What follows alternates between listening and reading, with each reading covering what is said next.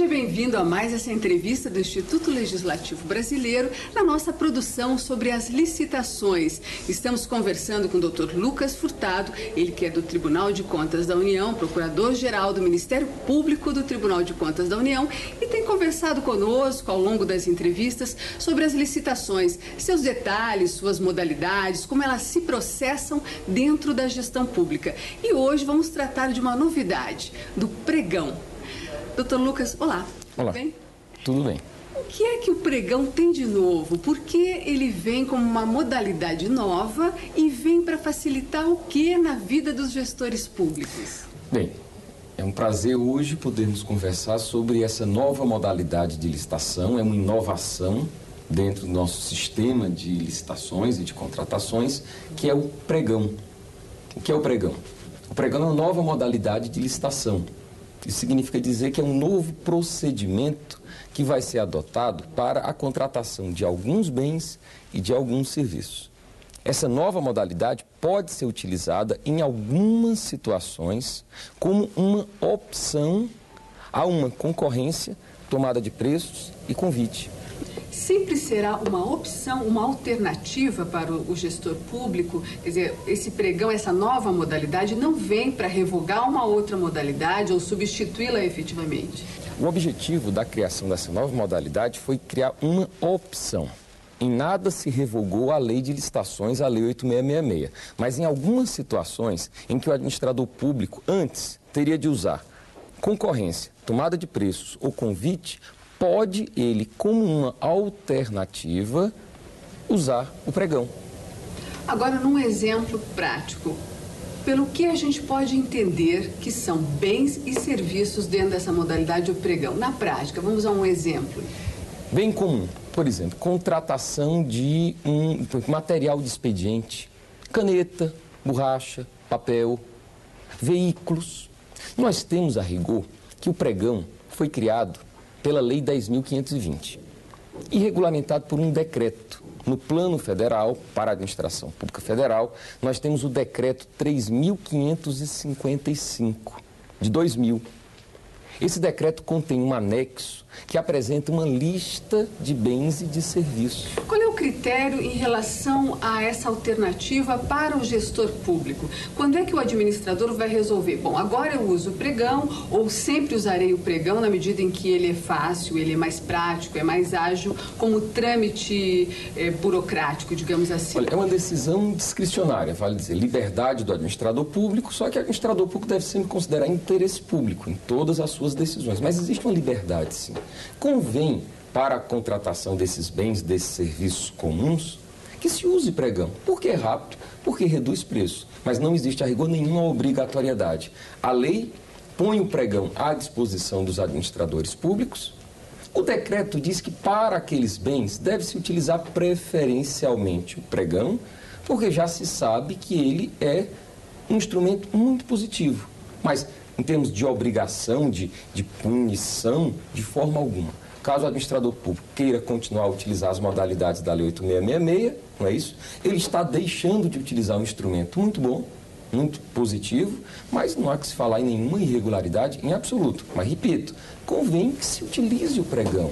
Como uma modalidade nova, como essa alternativa legal é recente, os administradores públicos ainda não dominam o dispositivo legal, tampouco o procedimento. Quer dizer, há aí uma tendência de que, com o tempo, os gestores vão despertar para essa nova modalidade? Nesse ponto é muito interessante a iniciativa do ILB de nós estarmos aqui conversando sobre o pregão.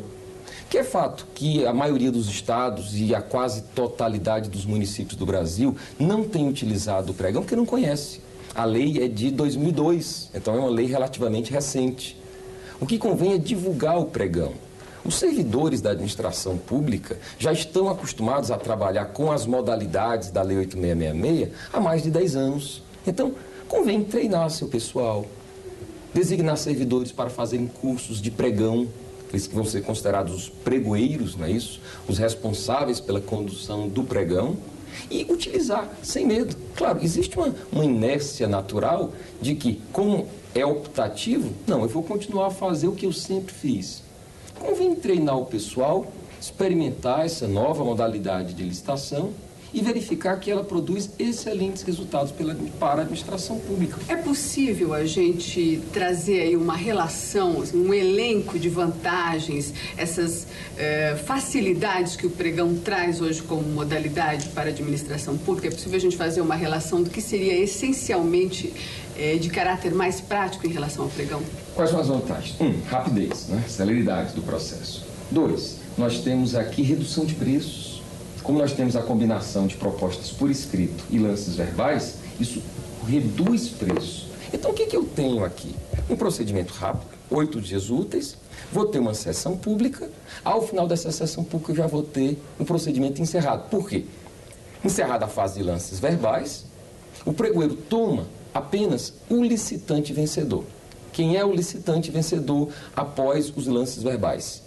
E ainda na sessão pública, o pregoeiro vai verificar se esse licitante, apenas ele, tão somente ele, atende às exigências de qualificação. Capacidade jurídica, regularidade fiscal, não é isso? Qualificação econômico-financeira, capacidade técnica.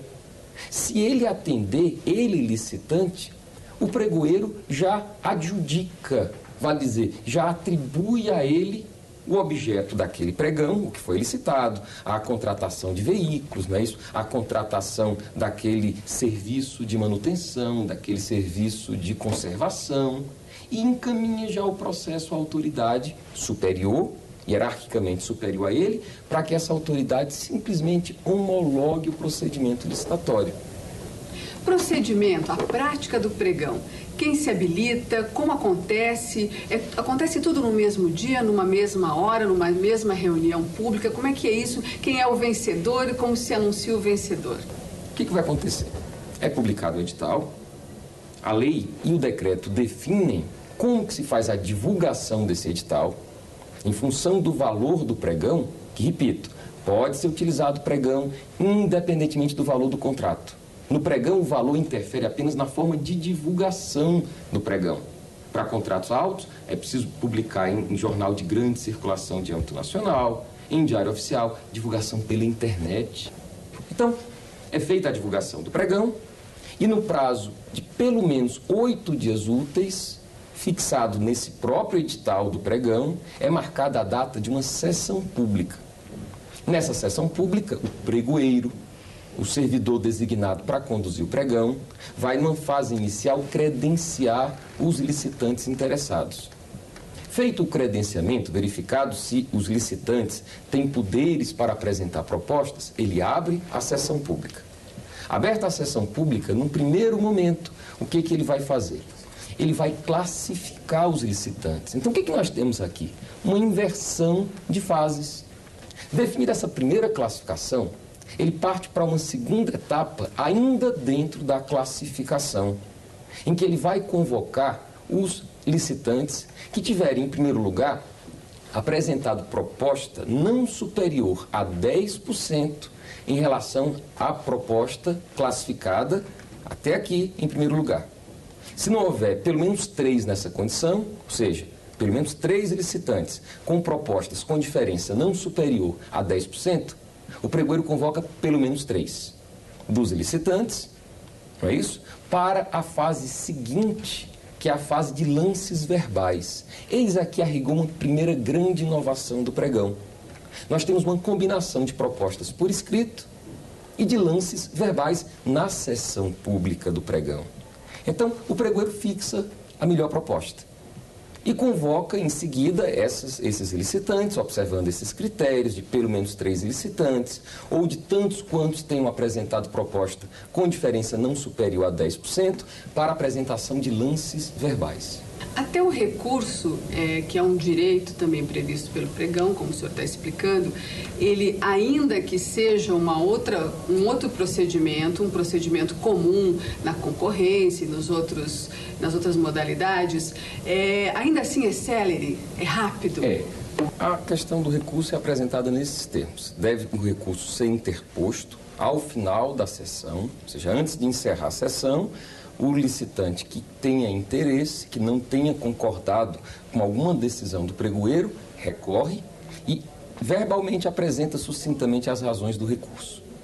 E ele dispõe de um prazo de 3 dias úteis para encaminhar as razões, ou seja, uma fundamentação por escrito de por que ele recorreu. Abre-se um contraditório, não é isso? Entre os interessados no recurso e deve ser decidido o mais rapidamente possível esse recurso como condição para a celebração do contrato. Mas temos um procedimento extremamente célere. Menos burocracia, agilidade nos procedimentos, esse dinamismo, essas facilidades e vantagens do pregão não colocariam essa modalidade como uma alternativa constante para os gestores públicos? Quer dizer, não sei se pode se falar que corre-se o risco, mas há uma tendência de que as administrações públicas passem a usar exclusivamente o pregão daqui para frente? O TCU tem recebido algumas representações de licitantes que questionam exatamente esse aspecto, que aqueles da administração pública federal que têm utilizado o pregão têm visto nele um instrumento tão bom que às vezes passam a utilizar em situações em que não poderiam utilizar. E a principal queixa diz respeito exatamente à contratação de bens complexos. Não é o valor do bem que o torna complexo. É o próprio bem, são as descrições do bem, a dificuldade de descrever determinados bens. Comprar um computador complicado, com muitas especificações, não pode se utilizar pregão. O TCU tem determinada anulação de alguns pregões, e o próprio Poder Judiciário tem adotado o mesmo procedimento, porque pregão é para o que é comum, para o que é simples. É bom, é rápido, deve ser utilizado, mas não é solução para todos os problemas. Não pode o pregão ser considerado uma revogação da Lei 8666 de modo algum.